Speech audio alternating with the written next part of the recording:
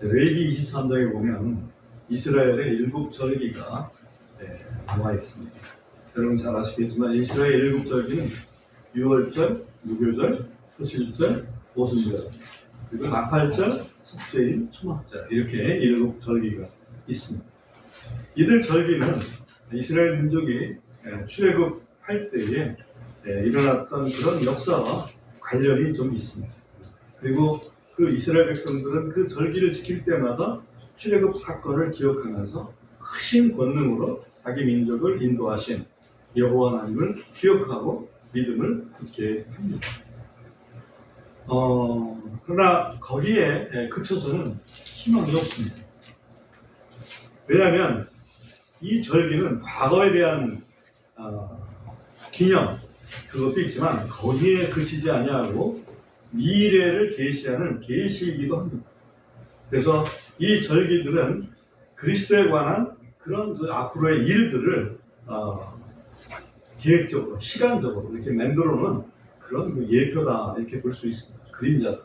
그래서 그 실체가 무엇인지 우리가 깨닫지 못하면 의미가 우리한테는 크게 와닿지를 않습니다. 여러분 잘 아시겠지만 6월절은 여러분 유대인 달력으로 정월 14일입니다.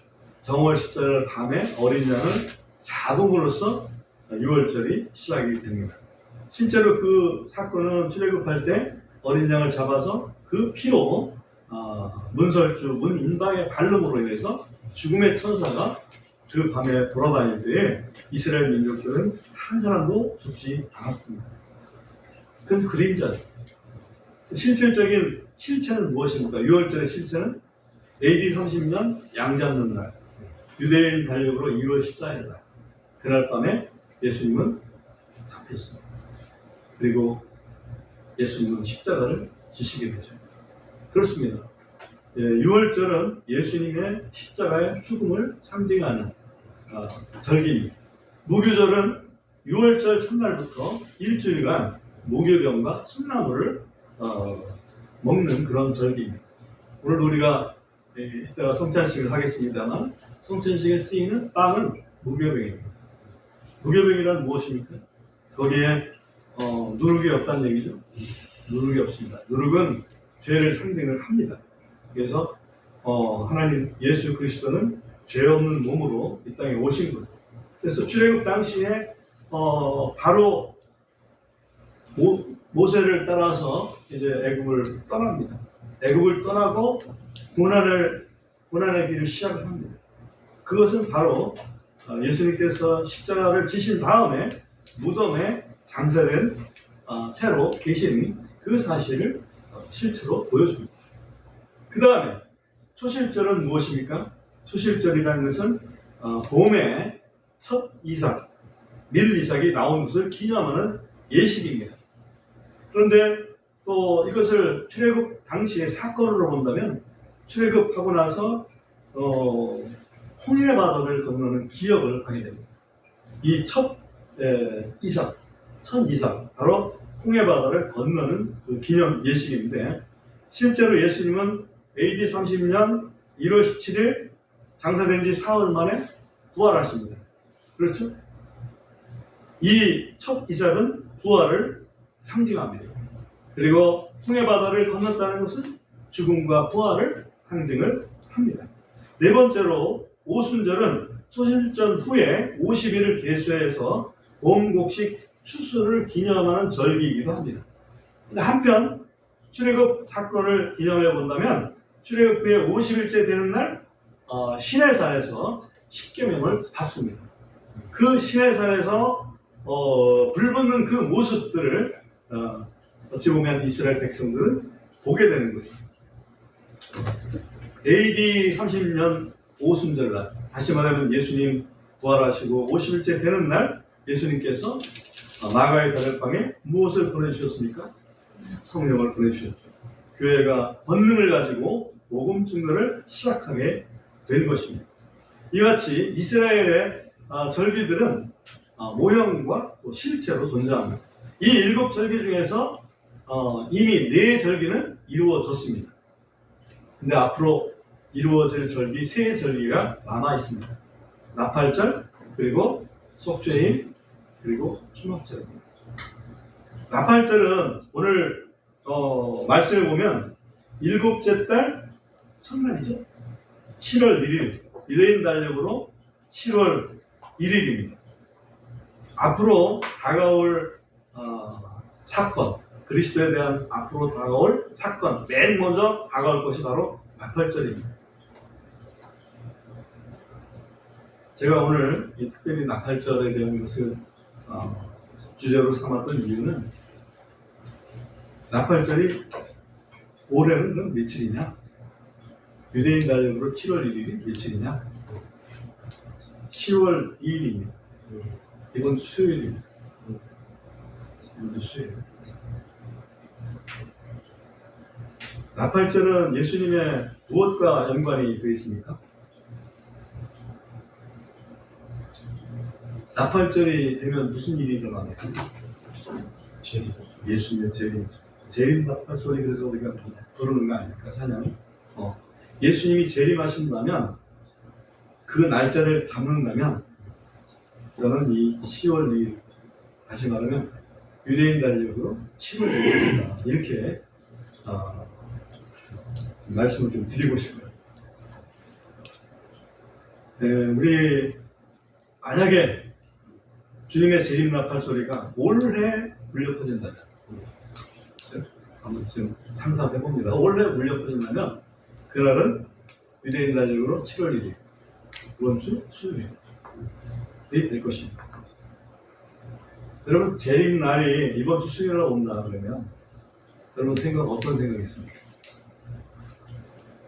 누구나 두 가지 또는 세 가지라고 생각합니다. 하나는 엄청 기다리는 날이다. 그래서 정말 기쁘게 기다리겠다. 이런 기대감에 차 있는 심정이 하나 있을 것이고, 또 하나는 걱정이 있을 겁니다. 아직 구원받지 못한 내 친족들이 있는데 참 걱정이, 그 사람들은 어떻게. 또 하나는 기대 반 걱정 반 되겠죠. 기대는 하는데 걱정이 되는. 근데 올해는 아닐 것 같습니다. 건방지게 올해는 아닐 것 같다고 얘기를 하냐면, 데살로니가 후서 2장 한번 잠깐 보세요.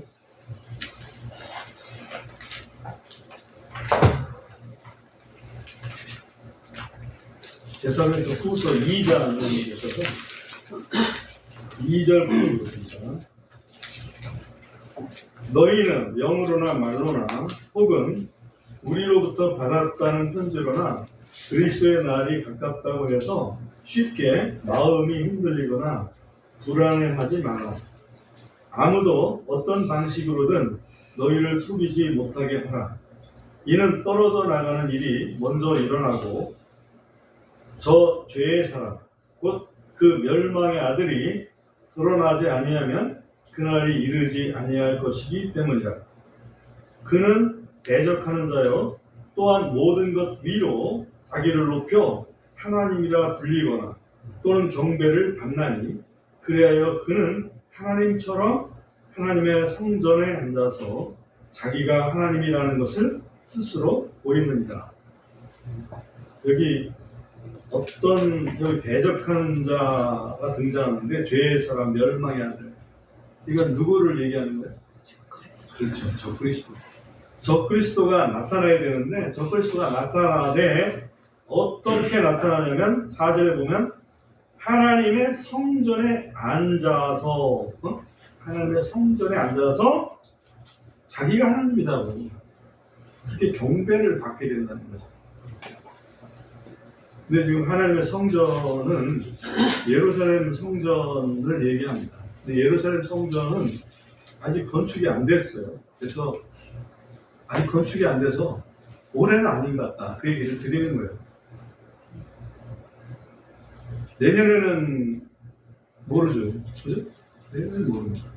왜냐면 유대인들은 성전 재건 준비 작업을 완료한 상태라고 합니다. 실제로 이제 유튜브가 워낙 발달되어 있어서 많은 영상들이 돌아다니는데 예루살렘에 직접 예루살렘 전문가가 가서 예루살렘 성전 준비한 내용들을 쭉 설명하는 그런 유튜브가 있더라고요. 근데 거기 보면 한 가지 특징이 언약궤는 만들지 않았어요. 다른 건 다 만들어 놨는데 언약궤는 만들지 않았어요. 근데 언약궤는 1980년대에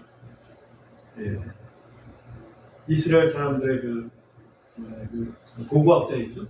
그 고고학자들 중에 발견을 했다고 합니다. 발견을 했는데 그 발견하고 나서 아랍권에서 그게 무슬림이 관장하는 지금 현재 그 예루살렘 성전터 있잖아요.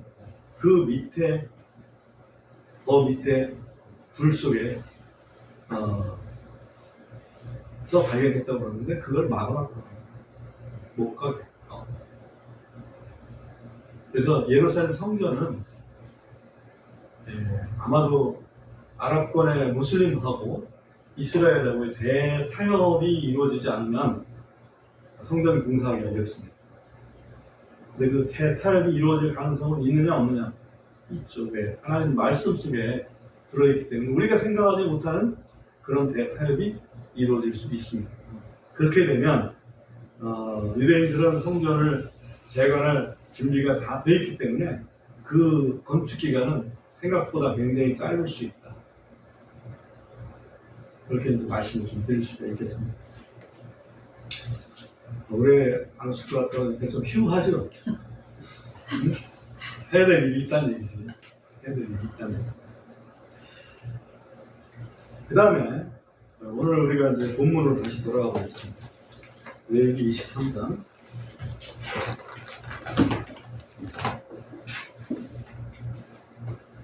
23절부터 다시 보면은 또 주께서 모세에게 말씀하여 이르시되 이스라엘 자손에게 말하여 이르기를 일곱째 달 곧 그 달의 첫째 날을 너희는 안식일로 삼을지니 이 나팔절은 안식일입니다. 안식일로 삼을지니 나팔들을 불어 기념할 날이요 거룩한 집회의 날입니다. 여기 보면 나팔절에 나팔을 불어서 기념을 하라. 이 나팔이 어떤 나팔이 있는지 우리가 살펴볼 필요가 있고요. 그 다음에 25절에 보면 그날에 너희는 아무 노동도 하지 말고 안식일이니까 오직 불로 만든 헌물을 주께 드릴지니라. 불로 만든 헌물, 이걸 화제라고 얘기를 합니다. 이 불로 만든 헌물은 성경에서 보면 달콤한 향기, 다시 말하면 하나님께서 이렇게 맡으실 만한, 기뻐 받으실 만한 달콤한 향기라는 그런 그 의미로 사용됩니다. 그러니까 불로 만든 헌물을 다시 말하면 불로 이렇게 태워서 그 냄새를 올릴 때에 완전한 희생이죠. 그 냄새를 올릴 때에 하나님께서 기뻐 받으시는 제물이 됩니다. 우리 고린도후서 2장 15절 잠깐 보겠습니다. 고린도후서 2장 15절.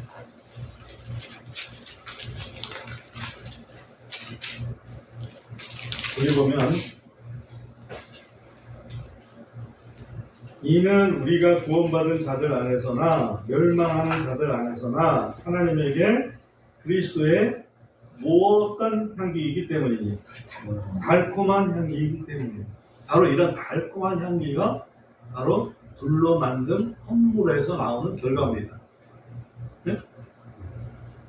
누가 그리스도의 달콤한 향기라고 얘기합니까? 우리는 그리스도인들을 얘기합니다. 우리 그리스도인들이 하나님께는 그리스도의 달콤한 향기가 된다. 우리가 그리스도의 달콤한 향기가 되려면 우리에게서 그리스도의 성품이 풍겨져 나와야 되겠죠. 그리스도는 사랑의 사람입니다. 그럼 우리에게서 사랑이 풍겨져 나와야 돼요. 그리스도는 평안의 사람입니다. 우리에게서 평안이 풍겨져 나와요.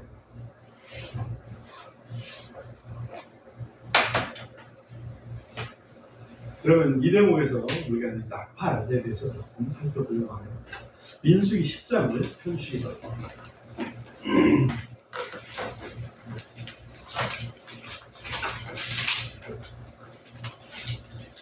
1절부터 있는 말씀 잠시 보겠습니다. 민수기 10장 1절에 보면 또 주께서 모세에게 말씀하여 이르시기를 너는 너에게 은나팔 2개를 만들되 한 덩어리에서 만들지니 너는 그것들을 지폐를 소집하는 일과 진영을 이동하는 일에 사용할지니라. 이 은나팔 몇 개를 만들려고 했습니까? 2개를 만들려고 했죠. 은나팔은 그 은이 필요합니다. 근데 그 은은 이스라엘 백성한테서 거두어 드렸습니다. 어떤 목적으로 거두어 드렸는지 혹시 기억하십니까? 이스라엘 백성은 남자들마다 반 세겔, 은 반 세겔을 의무적으로 다 내야 됐습니다. 레위 족속 빼고. 뭐죠, 그게? 뭐라고 그러죠? 속전. 그렇지. 그럼 잘 얘기했어요. 속전. 속전이라는 것은 뭐냐면 이스라엘 백성이 출애굽할 때에 하나님의 그 천사가 장자들을 전부 이렇게 집집마다 죽이는, 다시 말하면 불러가는 그런 일을 하셨잖아요. 그때 이스라엘 백성들은 다 괜찮았습니다. 왜? 그 어린 양의 피 때문에. 그걸 상징하는 게 뭐냐면 그 결국 레위인들이 그 예배를 집중을 하게 되는데, 예배를 하게 되는데, 레위인들을 각출하다 보면 레위인들에 대한 뭔가 그 누군가 보상을 해줘야 되잖아. 그래서 이 레위인들에 해당되는 만큼 또 이스라엘의 그 장자들의 숫자를 이렇게 계산을 해보니까 좀 모자라. 레위인들이 한마디로 뭐랄까 좀 많다고, 레위인들이 좀 작다고 그럴까요? 레위인들이 좀 작아. 그래서 그 장자들이 좀 많은데, 그러면 그 돈을 전체적으로 계산을 해보니까 전체 인구로 해보니까 한 반세겔씩 내면 되겠다. 그렇게 계산이 된 거예요. 그래서 너는 레위인이 구속을 했고 너는 레위인이 구속을 안 했어. 네 집 자식은 레위인이 대속을 했고 네 집 자식은 레위인이 대속 안 했어. 이렇게 구별할 수 없잖아요. 그래서 전체적으로 이스라엘 모든 그 남자들로 하여금 돈을 내게끔 만들었어요. 그게 속전이에요. 은나팔은 바로 이 속전, 대속의 은혜를 가지고 만든 나팔이다. 그래서 은이라는 것은 바로 은혜를, 대속의 은혜, 하나님의 은혜를 해서 시작된 거구나. 이렇게 이해를 좀 하면 좋아요. 그 다음에 은나팔을 2개를 만듭니다. 2개를 만들어요. 왜 하나만 안 만들고 2개를 만들었을까? 용도가 있으니까 그렇게 만들라고 하신 거세요. 둘은 확실하잖아요. 두 사람의 증거는 확실하다. 그 다음에 이 은나팔 2개의 목적이 여기 보면 2절에서 끝에 보면 2가지 목적이 있었다. 하나는 지폐를 소집하는 목적이 있고 또 하나는 진영을 이동하는 목적이 있었다. 지폐를 소집하는 목적, 진영을 이동하는 목적. 나팔을 불 때 이제 진영 이동하는 것은 조금 이따 나오고요. 3절에 보시면 그들이 2 나팔을 불 때에는 온 회중의 성막문에 모여 4개로 나올 것입니다. 온 회중의 성막문에 모여 4개로 나올 것입니다. 나팔 2개를 불면 회중들이 성막으로 모입니다. 이게 나팔절이에요. 그 다음에 4절에 보면 만일 그들이 나팔 하나만 불면 이스라엘의 수천 명의 우두머리인 통치자들이 모여서 4개로 나올 것입니다. 나팔 하나만 불면 지도급 인사들만 모인다 이거죠. 나팔 2개 불면 전체가 다 모인다. 근데 나팔절에는 나팔 몇 개 불려요? 잘 잊어버렸죠. 뭐라고 되어 있는지 기억 안 나요. 나팔들을 부르라고 되어 있어. 나팔들. 그러니까 나팔을 불고 이게 아니라 나팔들을 불어. 그러니까 두 개 나팔을 부는 거지. 네. 그러니까 전체 그 백성들은 다 소집이 되는 거야. 이해되죠? 네. 그 다음에 5절 보면 너희가 경고 나팔을 불 때에는 동쪽에 있는 진영들이 나아갈 것입니다. 너희가 경고 나팔을 두 번째 불 때에는 남쪽 편에 있는 진영들이 이동할 것이니 이동을 위해 그들이 경고 나팔을 불 것이냐. 그러니까 경고 나팔은 나팔 부는 방법이 좀 다를 겁니다. 근데 그때는 진영 이동, 다시 말하면 뭔가 이 문제가 생겼다는 얘기지. 가만히 있으면 안 된다는 얘기지. 7절. 그러나 회중이 함께 모일 때 너희는 나팔을 불 것이나 경고 소리를 내지는 않는다. 그러니까 나팔절은 경고 소리를 냅니까? 아니면 안 냅니까? 안 내죠. 경고 소리를 안 냅니다. 왜? 경고라는 것은 이게 위험한 일이 벌어진 걸 얘기하는 거예요. 지금 나팔절은 안식일입니다. 그죠? 그 다음에 8절. 아론의 아들들인 제사장들이 그 나팔들을 불지니 그것들은 너희에게 너희 대대로 영원한 규례가 될지니라. 지금 나팔절은 제사장들이 봅니다. 그런데 실제 나팔절, 실체 나팔절, 나팔절의 실체. 주님께서 재림하실 때는 누가 나팔을 불어요? 천사들이. 그죠? 자, 봅시다. 그 다음에 9절 봅시다. 만일 너희가 너희 땅에서 너희를 억압하는 원수와 싸우러 나가면 그때 나팔들로 경고 소리를 낼지니. 전쟁이 일어나면 경고 나팔이라는 얘기입니다. 그리하면 너희가 주 너희 하나님 앞에서 기억되고 너희 원수들에게서 구원을 받으리라. 10절. 또한 너희의 기쁜 날과 너희의 엄숙한 날들과 너희의 달들을 시작하는 때에 너희의 번제한 물의 위에와 화평한 물들의 희생물 위에 그 나팔들을 불지니 이것은 그것들이 너희 하나님 앞에서 너희에게 기념물이 되게 하려 함이니라. 나는 주 너희 하나님이라 하시더라. 여기서 우리는 두 가지 나팔의 목적이 용도가 있다는 것을 확인했습니다. 하나는 집회 소집, 하나는 진영 이동. 그렇죠? 집회 소집을 할 때는 경고 소리는 내지 마라. 자, 그렇다면 다시 한번 확인합니다. 나팔절에는 경고 나팔입니까? 아니면 집회 소집 나팔입니까? 집회 소집 나팔입니까? 왜? 안식일이니까 쉬어야 되니까 쉬어라. 그리고 불로 만든 화제로 하나님께 드렸다. 마태복음 24장 31절입니다.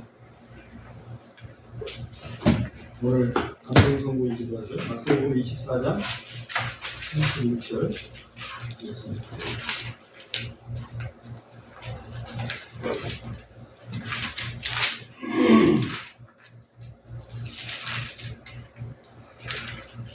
그리고 그가 큰 나팔 소리와 함께 자신의 선사들을 보내리니 그들이 그의 택함받은 자들을 하늘 이 끝에서 저 끝까지 사방에서 함께 모으리라. 이 나팔, 재림 나팔과 함께 주님께서 천사들을 보내면 택함받은 자들을 사방에서 모으신다. 이렇게 말씀하고 있습니다. 택함받은 자들은 모으십니다. 택함받지 못한 자들은 남아있게 되겠죠. 우리는 택함받은 자들입니까? 네. 어떻게 알아요? 베드로전서 2장 9절. 베드로전서 2장 9절.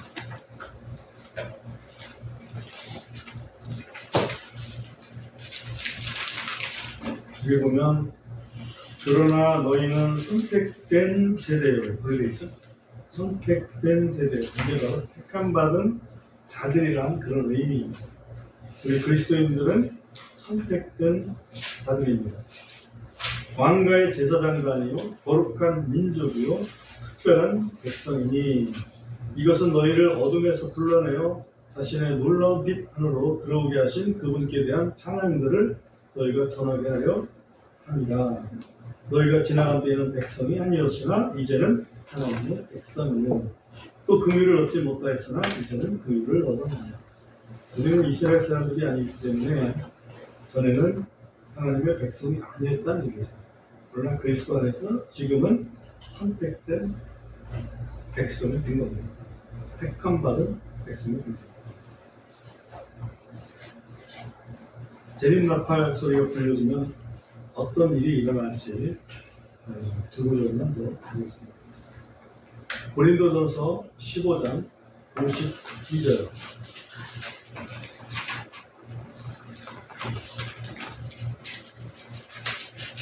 고린도전서 15장 52절에 보면 마지막 나팔 소리에 눈 깜짝할 사이에 순식간에 변화되니 이는 나팔 소리가 나고 죽은 자들이 썩지 아니할 것으로 일으켜지고 우리가 변화될 것이기 때문이다.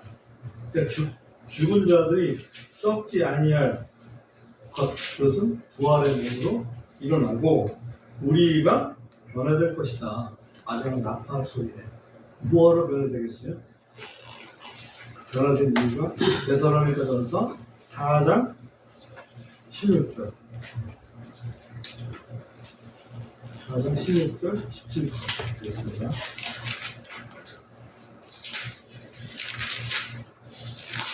데살로니가전서 4장 16절을 보면 이는 주께서 호령과 천사장의 음성과 하나님의 나팔 소리와 함께 친히 하늘로부터 내려오실 것이기 때문이니 그리스도 안에서 죽은 자들이 먼저 일어나고, 이게 아까 죽은 자들이 부활이죠. 그 후에 살아서 남아있는 우리가 그들과 함께 구름들 속으로 채어 올라가, 이 채어 올라가는 것이 휴거예요. 채어 올라가 공중에서 주를 만나리라. 그리하여 우리가 항상 주와 함께 있으리라. 그 마지막 재림 나팔이 불어지면 죽은 자들이, 그리스도 안에 죽은 자들이 먼저 일어나고 그 다음에 우리 살아있는 그리스도인들이 일어나서 공중에서 하나님을, 주님을, 그리스도를 만난다라고 말씀하고 있습니다. 신기하죠. 신기한 게 많죠, 성경에는. 예를 들면 예수님이 승천하십니다. 그걸 다 봤습니다. 감람산에서 다 봤습니다. 근데 어느 순간 올라가시다가 어느 순간 안 보입니다. 너무 멀리 올라가서 안 보신 걸까? 어디쯤에서 안 보신 걸까? 구름이 가려웠잖아요, 사실. 구름이 가려워서 안 보였으니까 구름 있는 데까지만 보였죠. 아침에도 하늘을 보니까 구름이 멋지게 저 높은 데 있습니다. 구름은 하늘 위에 있는 물이잖아요. 공기가 끝나는 지점 아니겠어요?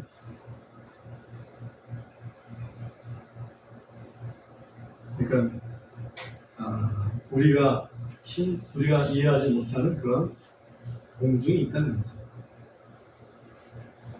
우리도 거기에서 머물 수 있는 그런 변화된 몸이 되는 거죠. 우리가 알지 못하는 신비가 들어있습니다. 아무튼 이 나팔절의 실체는 그리스도의 재림이고, 그리스도의 재림 나팔이 불리면 우리는 변화돼서 주님을 만납니다. 그럼 그 사이에 우리는 해야 할 일이 없을까? 그냥 기다리고는 하면 될까? 하나 있더라고. 그게 바로 뭐냐면 우리가 할 일은 소집 나팔이 아니라 경고 나팔을 불러야 되더라고.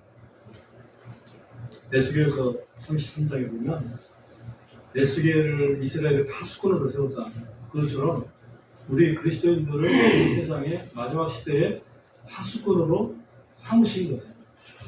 그래서 파수꾼이 위험한 신호를 보면 나팔을 불어라. 그래서 그 나팔 소리를 듣고 돌이키는 사람들은 생명을 얻을 것이고, 나팔 소리를 듣지만 그걸 무시하는 사람들은 어쩔 수 없이 자기 죄 가운데서 죽으리라.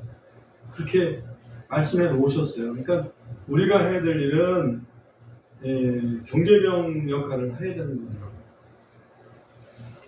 군대 가면은 경계에 대해서 강조를 할 때 그런 말을 지휘관들이 얘기합니다. 뭐라고 얘기하냐면, 작전에 실패한 지휘관은 용서받을 수 있지만 경계에 실패한 지휘관은 용서받을 수 없다.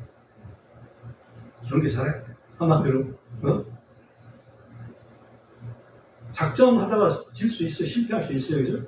근데 경계 자체에서 뚫리면 안 된다는 거지.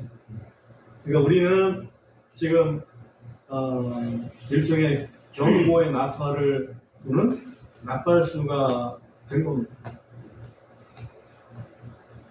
주님이 곧 오신다. 어?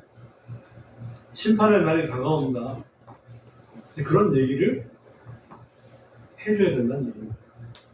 듣든지 아니 듣든지.